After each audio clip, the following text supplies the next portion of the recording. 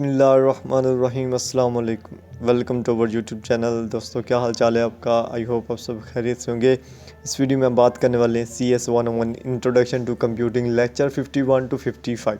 और इस वीडियो में मैं आपको इन लेक्चर्स में से आने वाले जो एग्ज़ाम में आते हैं शॉर्ट क्वेश्चन, जो इंपॉर्टेंट MCQs होता है और जो लॉन्ग होगा वो भी बताऊँगा। और कंसेप्ट जो है वो मेन चीज़ है जो हम क्लियर करेंगे, ठीक है। पिछली वीडियोस में आपका रिस्पांस बहुत ही अच्छा देखा मैंने, और मेरे लिए एक वो इंस्पायरेशनल चीज़ है। आपका एक लाइक जो है वो बहुत ही ज़्यादा इंस्पायरेशनल चीज़ होती है मेरे लिए, ठीक है। और मेरे चैनल का सब्सक्राइबर जो है वो एक लेजेंड है, ठीक है।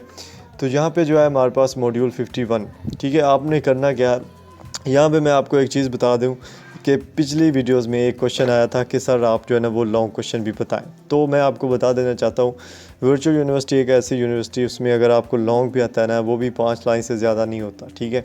अगर 3 मार्क्स का है तो आपको 3 से 4 लाइंस लिख देनी चाहिए, जो उसका बनता, और बनता ही उतना होता है। लाइक वो 3 से 4 लाइंस जो है ना वो आराम से होता है, उससे ज़्यादा वो होता ही नहीं है, ठीक है। कुछ तो ऐसे होते हैं जिसमें जस्ट वो नेम पूछे जाते हैं कि ये जिस तरह ये रोम है, तो यहाँ पे रोम है, DVD है, इनके कह देते हैं कि आप जो है ना इनके मुखफ़फ़ लिख दो, ठीक है। तो वो आप लिखोगे, अगर 3 है तो 3 लिखने में कितने लगे, एक लाइन भी नहीं बनती। आप उनको लिखो तो एक लाइन भी नहीं बनती, ठीक है। इस तरह के लॉन्ग क्वेश्चन आते हैं, इसीलिए मैं जो है ना हाईलाइट करता हूँ चीज़ों को, ठीक है, ताकि आपको पता चले ये लॉन्ग है, ये शॉर्ट है।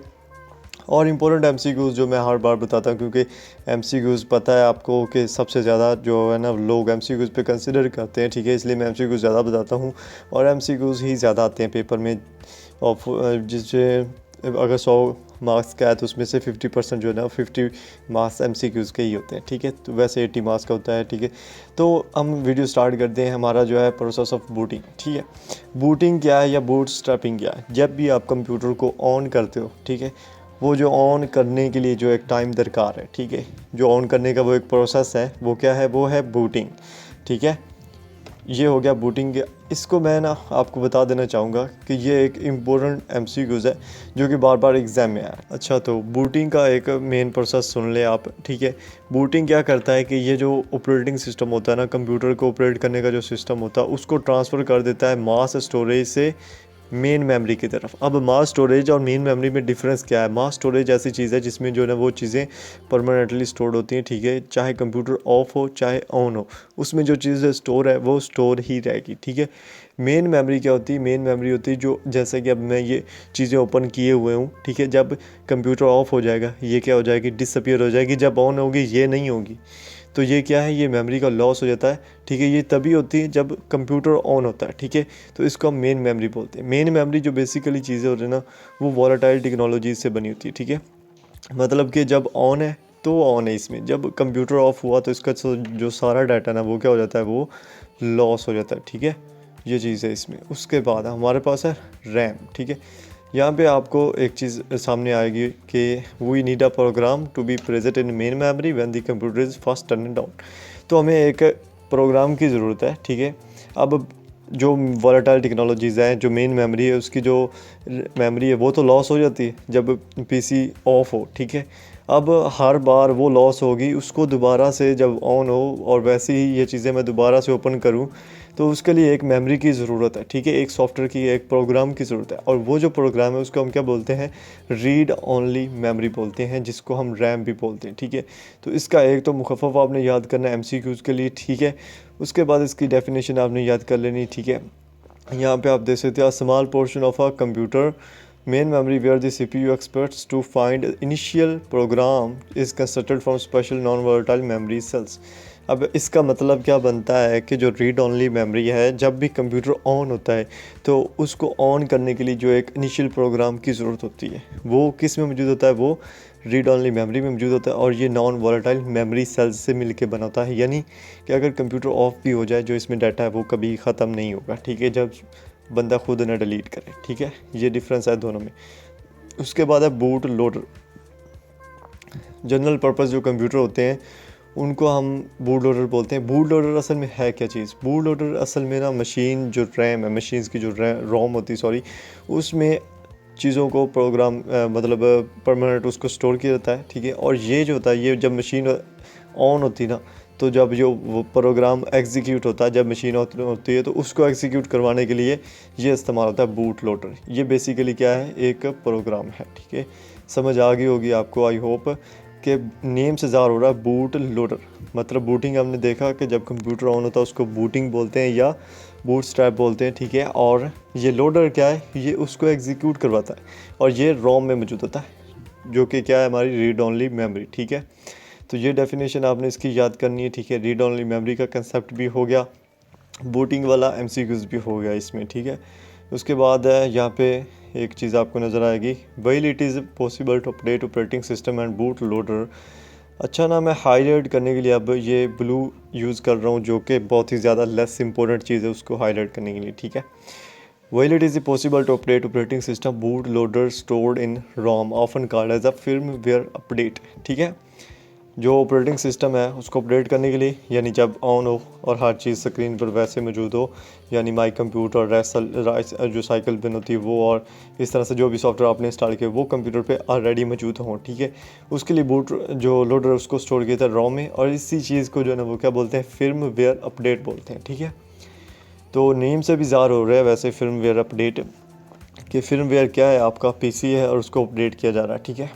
उसके बाद यहाँ पे आपको दो चीज़ें मिलनी है, ठीक है। एक है प्रोसेस और एक है प्रोग्राम, ठीक है। प्रोग्राम हमने देखा था क्या है, सेट ऑफ इंस्ट्रक्शंस है, ठीक है, जो क्या करता है, ऑपरेटिंग सिस्टम को एग्जीक्यूट करवा रहा होता है, ठीक है।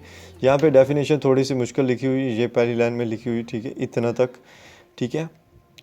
तो ये भी लिखी हुई डेफिनेशन, ये भी आप कर सकते हो, ठीक है।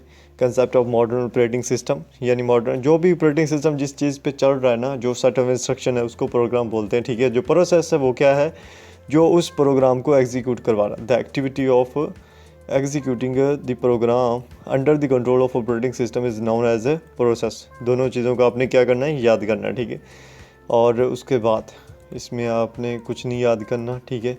यहाँ पे प्रोसेस स्टेट को आपने याद कर लेना। प्रोसेस स्टेट होता क्या है, the value of program counter, यानी जो प्रोग्राम हो रहा है, जो प्रोग्राम काउंट हो रहा है उसकी जो वैल्यू है, ठीक है, वो मतलब कितना हो चुका है, एक प्रोग्राम कितना एग्जीक्यूट हो चुका है, उस चीज़ को स्टोर करने के लिए, उसकी वैल्यू को पता लगाने के लिए क्या होता है, प्रोसेस स्टेट होता है। नेम से ज़्यादा हो रहा है, यानी प्रोसेस स्टेट, प्रोसेस जो कंप्यूटर में हो रहा है उसकी जो हालत है, जो स्टेट है अभी वो काम कर रहे हैं, ठीक है। ये चीज़ याद करनी है आपने। उसके बाद मॉड्यूल 53 की बात करें, इसमें आपने प्रोसेस और इट्स एडमिनिस्ट्रेशन है, ठीक है।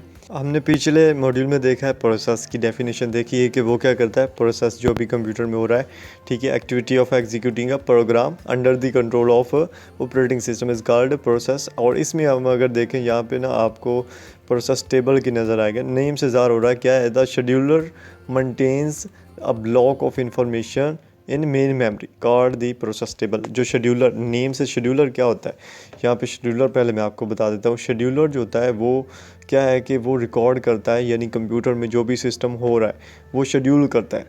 यानी अब ये प्रोसेस होना, अब मैंने लाइक जैसे कि ये क्लिक किया, ये शेड्यूल ने क्या किया था, इसको प्रोसेस टेबल में डाल दिया था, यानी वो इसको एक शेड्यूल दे रहा है कि इसको इस टाइम पे होना है, ठीक है।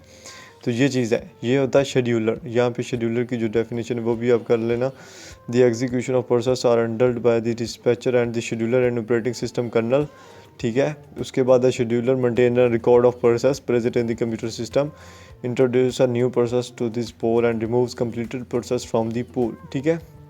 शेड्यूलर का नेम से जब आपको इसकी समझ ना भी आए, मतलब कि आपको पेपर में नहीं समझ आ रही, तो शेड्यूलर आपने ये लिखना है कि कंप्यूटर में जो प्रोसेस हो रही हैं उनको शेड्यूल करता है, ठीक है। इतनी सी बात आपने लिख देनी है, ठीक है। इसको मैं ना दूसरा करता हूँ हाईलाइट, क्योंकि ये इम्पोर्टेंट नहीं, ठीक है, ये भी, ठीक है। अब बात करते हैं हम प्रोसेस टेबल की। जो शेड्यूलर होता है वो एक टेबल बना देता है, यानी हर प्रोसेस की एक तरतीब होती है कि इस प्रोसेस ने इस टाइम पे होना है और इसने इस टाइम पे होना है, ठीक है। तो ये क्या होता है, प्रोसेस टेबल होता है। अब प्रोसेस दो तीन तरह के होते हैं, एक होता है रेडी, एक होता है वेटिंग। एक प्रोसेस जो होता है, a process is ready if it is in state in which it's progress can continue. मतलब कि अगर ये ऐसी हालत में हो जैसे कि इसके जो प्रोग्रेस है वो कंटिन्यू, लाइक जैसे कि अब ये जो हमारा PDF है ओपन किया हुआ, ये एक रेडी स्टेट में मौजूद है, ठीक है। इसका जो प्रोसेस है वो रेडी में मौजूद है, ठीक है। उसके बाद है if it is a waiting if its progress is currently delayed until some external event occurs. और वेटिंग वाला वो होता है जो वेटिंग में हो, और उससे पहले जो है ना वो कुछ और काम जो है वो हो रहे हो, ठीक है। लाइक जैसे कि ये पीछे ना विंडोज़ जो ओपन है, लाइक कोई भी मेरा फोल्डर ओपन है वो अभी वेटिंग में है, ठीक है, क्योंकि आगे ये काम हो रहा है, ठीक है। जब मैं उन पे जाऊंगा तो वो रेडी में आ जाएंगे और ये वेटिंग में आ जाएंगे, ठीक है। ये डिफरेंस है दोनों में। दोनों इंपॉर्टेंट MCQs हैं और शॉर्ट क्वेश्चन भी, ठीक है। उसके बाद है हमारे पास मल्टी प्रोग्रामिंग हमने देखा था कि टाइम शेयरिंग या मल्टीटास्किंग सिस्टम जो होता है उसमें जो काम होते हैं, यानी एक ही वक्त में जो ना डिफरेंट प्रोग्राम्स को इकट्ठे ही अकम्प्लिश करवाना, एग्जीक्यूट करवाना, क्या बोलते हैं उसको, मल्टी प्रोग्रामिंग बोलते हैं। और इस मल्टी प्रोग्रामिंग को आगे छोटे शॉर्ट सेगमेंट्स में तकसीम किया जाता है, जिनको हम क्या बोलते हैं, टाइम स्लाइसेस बोलते हैं, ठीक है। टाइम स्लाइसेस बोलते हैं, मतलब कि स्लाइस होता है टुकड़ा, ठीक है। टाइम मतलब उसको टाइम के हिसाब से जो है ना वो शॉर्ट सेगमेंट्स में डिवाइड किया जाता है। और मल्टी प्रोग्रामिंग का भी हो गया, ठीक है। उसके बाद यहाँ पे इम्पोर्टेंट MCQs है जो कि इस लेक्चर में दूसरे नंबर पे इम्पोर्टेंट है, ठीक है। पहले नंबर पे ये था हमारे पास रेडी और वेटिंग वाला, दूसरे पे है हमारे पास प्रोसेस स्विच और कॉन्टेक्स्ट स्विच, ठीक है। इसको स्विचिंग भी बोलते हैं, ठीक है। यहाँ पे आया था procedure of changing from one process to another is called process switch और कॉन्टेक्स्ट स्विच। ये बहुत ही इंपॉर्टेंट है, यानी एक ऐसा प्रोसीजर जिसमें हम एक प्रोसेस से दूसरे प्रोसेस में उसको चेंज करते हैं, उसको बोलते हैं प्रोसेस स्विच। लाइक मैं अब इसको मतलब ओपन किए हुए PDF को, मैं चला जाता हूँ फाइल को ओपन करता हूँ, वो क्या होगा, प्रोसेस स्विच हो जाएगा, ठीक है। और जैसे मैं ये एक लाइन यहाँ पे खींच रहा हूँ, ठीक है, मैं क्या कर देता हूँ, ये लाइन को कट कर देता हूँ और कहीं और चला जाता हूँ, ये भी प्रोसेस स्विच हो गया। यानी मैं काम और कर रहा था, उसको और काम में जो है ना वो स्विच कर लिया, ठीक है। इसी के बाद हम बात करते हैं जो हमारे पास है इंटरप्ट जो होता है वो क्या होता है कि जब भी डिस्पैचर जो होता है वो क्या करता है, एक टाइम को यानी सॉरी वो एक प्रोसेस होता है उसको एक टाइम देता है। डिस्पैचर असल में क्या होता है, डिस्पैचर नेम से ज़ाहिर होता है एग्जीक्यूट करवाने वाला प्रोसेस, कोई भी ऐसा चीज़। डिस्पैचर यानी कि एक काम को मुकम्मल करवाने वाला जो बंदा है या जो प्रोग्राम है, ठीक है। ये क्या करता है, ये एक प्रोसेस को एक खास टाइम स्लाइस करता है, यानी एक उसको टाइम सेगमेंट देता है कि इस टाइम में उसने कर होना है, ठीक है। It initiates a time circle that will indicate the end of a slice by generating a signal called an interrupt. अब जो इसने एक टाइम सर्कल इनिशिएट किया गया है वो क्या करता है कि वो जो हमने टाइम सेगमेंट स्लाइस एक बनाई थी, ठीक है, उसको क्या करता है, उसकी जो एंड होती, ठीक है, जब उसने एंड होना होता है उसके लिए एक सिग्नल जनरेट करता है जिसको इंटरप्ट बोलते हैं, ठीक है। ये इंटरप्ट और इंटरप्ट हैंडलर जो है इतने इंपॉर्टेंट नहीं है, ठीक है। उसके बाद है कि CPU जब रिसीव करता है ना इंटरप्ट सिग्नल को, तो it completes its current machine cycle, save its position in the current process and begins executing a program called an interrupt handle. अब ये इंटरप्ट हमने देखा है कि ये क्या होता है कि ये एक टाइम को जो एक मतलब काम है, एक जो स्लाइस है उसको एंड करवाने के लिए जो एक टाइम सर्किट प्रोवाइड किया गया है डिस्पैचर की मदद से, वो होता है, ठीक है। अब इसको जो कंट्रोल करने वाली चीज़ होती है वो क्या होती है, इंटरप्ट हैंडलर होता है, मतलब कि जो इंटरप्ट को हैंडल करता है, ठीक है। वो क्या करता है, वो जो सिग्नल होता है इंटरप्ट का डिस्पैचर की तरफ से आया हुआ, ठीक है, वो CPU को रिसीव करता है, ठीक है। CPU क्या करता है कि अपनी जो करंट मशीन साइकिल होता है, यानी जो प्रोसेस एक्टिव हो रहा होता है CPU के ऊपर, उसको कंप्लीट करता है, अपनी पोजीशन को सेव करता है और जो न्यू प्रोसेस होता है उसकी तरफ एक न्यू प्रोग्राम की तरफ चल पड़ता है। इसको इंटरप्ट हैंडलर बोलते हैं, ठीक है, जो कि इसको हैंडल करता है पूरे इंटरप्ट सिस्टम को, ठीक है। उसके बाद है हमारे पास हैंडलिंग कंपटीशन बिटवीन प्रोसेसेस। तो यहाँ पे एक टर्म यूज़ हुई है रिसोर्स क्या है, जो भी हमारे ब्रॉड सेंस में अगर इसको देखो, including the machines peripheral devices as well as features within the machine itself, ठीक है। पेरिफेरल डिवाइसेस क्या होती हैं, मशीन पूरी, ठीक है, रिसोर्सेज में आपने मशीन पूरी आ जाती है, ठीक है। उसके बाद पेरिफेरल डिवाइसेस जो होती हैं वो कौन सी होती है भला, वो होती है आपकी USB होगी, ठीक है, आपका मोबाइल फ़ोन होगा जो आप PC से अटैच कर रहे हो, ठीक है, कोई भी ऐसी चीज़ जो आप आउटसाइड जो है ना वो PC से अटैच कर सकते हो, ठीक है, वो है रिसोर्सेज, ठीक है। ये सारे फीचर जो है ना वो रिसोर्स में आ जाते हैं। अब यहाँ पे ना ये जो ये दिया हुआ है इसी को ना, इसी चीज़ को नीचे भी बयान किया गया, मैं आपको वो वहाँ से इसको पढ़ने की कोशिश करते हैं, ठीक है। रिसोर्सेज में आप देख सकते हो कि मैंने इस चीज़ पे ऑलरेडी जो चीज़ें बताई थी, ठीक है, कि जो फाइल मैनेजर होता है वो क्या करता है, वो एक्सेस टू फाइल्स होती है, यानी उसको फाइल्स तक एक्सेस होती है, वो फाइल्स को स्टोर करता है, ठीक है। फाइल्स को मूव करने के लिए वो मदद करता है, ठीक है। फाइल्स के अंदर और फाइल्स क्रिएट करने में वो मदद करता है, लाइक फोल्डर के अंदर सब फोल्डर और डायरेक्टरीज वगैरह, ठीक है। उसके बाद जो मेमोरी मैनेजर होता है, ठीक है, वो क्या करता है, उसका भी सेम प्रोसेस है। वो जो फाइल्स वो हम मूव कर रहे हैं या उनको कॉपी करके कहीं और जगह पेस्ट कर रहे हैं या न्यू क्रिएट कर रहे हैं, उन फाइल्स के लिए मेमोरी क्रिएट करता है। यानी मेमोरी जो है ना, जितनी भी कंप्यूटर में मेमोरी जो होती है उसको एलोकेट करने के लिए क्या चीज़ है, मेमोरी मैनेजर है, ठीक है। जो शेड्यूलर है वो क्या कर रहा है, वो कर रहा है प्रोसेस टेबल में जो स्पेस है, ठीक है, वो शेड्यूल कर रहा है। अब प्रोसेस टेबल में जो भी, यानी जितनी प्रोसेस टेबल में जितने भी प्रोसेस की एक लिस्ट बन गई, उनको जो स्पेस प्रोवाइड करना है वो कौन है, वो है शेड्यूलर। शेड्यूल दे रहा है, हर प्रोसेस को एक शेड्यूल दे रहा है, ठीक है। उसके बाद जो डिस्पैचर है, यानी वो जो काम जितने भी शेड्यूल पर पड़े हैं उनको जो डिस्पैच करवा रहा है, जो अलग एग्जीक्यूट करवा रहा है टाइम स्लॉट्स दे के, टाइम स्लाइसेस दे के, वो कौन सा चीज़ है, वो है डिस्पैचर, ठीक है। तो आप शेड्यूलर और डिस्पैचर की सिंपल ये भी डेफिनेशन दोनों वाली कर सकते हैं, ठीक है। बाकी फाइल मैनेजर और मेमोरी मैनेजर की ऑलरेडी पिछले वीडियोस में हमने देख लिया था, ठीक है। उसके बाद है सीमाफोर्स, ठीक है। फर्स्ट ऑफ ऑल तो हम पहले इसमें इंपॉर्टेंट एमसीक्यूज देखेंगे। अ क्लियर फ्लैग वैल्यू, अच्छा, दो तरह के फ्लैग होते हैं, ठीक है।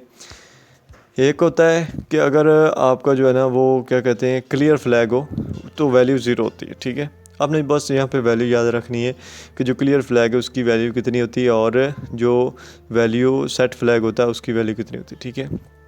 जो क्लियर फ्लैग होता है, क्लियर नाम से ज़ाहिर हो रहा है, क्लियर मतलब zero value indicate that the printer is available. यानी कि ऐसा फ्लैग जो होता है वो क्या करता है, असल में फ्लैग करता है जब भी कोई टाइम जो है ना, यानी मतलब जो कोई भी टास्क आपको आ पहुंचा है, ठीक है। अब उस टास्क को परफॉर्म करने के लिए वो बताता है कि क्या ऑलरेडी मेन मेमोरी में जो है ना वो कोई काम चल रहा है या नहीं चल रहा है, ठीक है। अगर तो चल रहा है तो वो क्या होगा, वो सेट फ्लैग होगा, वो वैल्यू 1 देगा। दैट कैन बी, हम कह सकते हैं कि that the printer is currently allocated, यानी ऑलरेडी पहले किसी ने उस पर मतलब जो है ना वो कोई किसी कहीं और जगह बिजी है, ठीक है। अगर वो क्लियर फ्लैग होता है उसका मतलब ये होता है कि प्रिंटर जो वो अवेलेबल है, ठीक है। ये होता है क्लियर फ्लैग और सेट फ्लैग में डिफरेंस, ठीक है। इस चीज़ को आपने याद करना है, ठीक है। उसके बाद जो इसमें है ना हमारा topic test and set instruction है, ठीक है, जो कि अवेलेबल होती है मैनी मशीन लैंग्वेजेस में अवेलेबल होती है टेस्ट एंड सेट। इसमें क्या होता है, सीपीयू जो होता है वो वैल्यूज़ को रिट्राइव कर देता है of a flag and note the value received then the set the flag of all the given single machine instruction. मतलब कि जो सीपीयू होता है वो वैल्यू जो फ्लैग की होती है, यानी अगर तो क्लियर फ्लैग है तो भी, अगर सेट फ्लैग है तो भी, उसको रिसीव करता है, फिर उसको जो है ना वो एग्जीक्यूट करवाता है सिंगल मशीन इंस्ट्रक्शन के अंदर। और वो जो मशीन होती है वो टेस्ट एंड सेट होती है। टेस्ट मतलब कि सीपीयू ने जो फ्लैग से इंफॉर्मेशन ली कि आया कि जो है ना वो क्लियर फ्लैग है या सेट फ्लैग है, अब उसको सेट कर देना नेक्स्ट में, ठीक है। अच्छा, तो यहाँ पे ना सीमाफोर की जो डेफिनेशन है आपके सामने है, a properly implemented flag as just described is called as a semaphore, ठीक है। सीमाफोर यहाँ पे उन्होंने इस तरह से बयान किया है कि अगर एक रेलवे रोड है तो उसमें जो एक रेलवे ट्रैक है वो एक स्पेशल ट्रेन के लिए है, या आप ऐसा कह सकते हो कि उसका जो टाइम है ट्रेन का उसके लिए वो जो ट्रैक का जो सेक्शन है वो उसके लिए अवेलेबल है, ठीक है, वो दूसरी ट्रेन के लिए नहीं होता। सेम इसी तरह इसमें भी है कि एक जो प्रोसेस है वो एक उस ख़ास टाइम पे एक ख़ास ट्रैक पे जो ना वो एग्जीक्यूट हो सकता है, दूसरा नहीं हो सकता, ठीक है। अगर such sequence of instruction is called a critical region, इस तरह के जो होता है उसको भी हम क्या बोलते हैं, क्रिटिकल रीजन भी बोलते हैं, ठीक है। तो ये चीज़ है हमारे पास सीमाफोर में। तो इस पूरे मॉड्यूल में ना आपने एक क्लियर फ्लैग, सेट फ्लैग और एक सीमाफोर, और उसके बाद है म्यूचुअल एक्सक्लूजन है, यानी कि the requirement that only one process at a time be allowed to execute a critical region is known as a mutual exclusion. Mutual होता है मतलब बाहमी जो होती है, ठीक है, दो तीन चीज़ें मिलके जो काम कर रही हो, ठीक है। अगर एक प्रोसेस को एक ही टाइम में अलाउ करने के लिए जो रिक्वायरमेंट है वो क्या है, वो हमारे पास म्यूचुअल एक्सक्लूजन है, वो क्रिटिकल रीजन के साथ एग्जीक्यूट होंगी, ठीक है। तो मैं जस्ट आपको ये रिकमेंड करूँगा, आपने क्लियर फ्लैग और सेट फ्लैग याद करना है, उसके बाद आपने ये सीमाफोर याद करनी है, बस और कुछ नहीं याद करना, ना ही मैंने कोई चीज़ हाईलाइट की हुई है, ठीक है। उसके बाद है मॉड्यूल 56 और डेडलॉक, इन चीज़ों को हम नेक्स्ट मॉड्यूल में देखेंगे, ठीक है। इस वीडियो में इतना ही, और आई होप आपको जो मैंने चीज़ें पढ़ाई हैं आपको समझ आ गया होगा। अपनी तरफ से मैं पूरी कोशिश करता हूँ, ठीक है। जो चीज़ मेन इंपॉर्टेंट होती है वही मैं आपको बताता हूँ। अगर आपको वीडियो अच्छी लगती है, आप कंजूसी ना किया करो, एक छोटा सा लाइक किया करो, और अगर न्यू होते हो तो चैनल को लाजमी सब्सक्राइब किया करो, क्योंकि नेक्स्ट जितनी भी असाइनमेंट सोल्यूशन, जितने भी कोई सोल्यूशन और मिड टर्म फाइनल टर्म की जो भी तैयारी होगी वो इंशाल्लाह इसी चैनल पे आपको इसी तरह की वीडियोस इंशाल्लाह देखने को मिलेंगी, ठीक है। तो मिलेंगे इंशाल्लाह नेक्स्ट वीडियो में। अपना ख्याल रखिएगा और चैनल लाजमी सब्सक्राइब कीजिएगा। अल्लाह हाफिज़।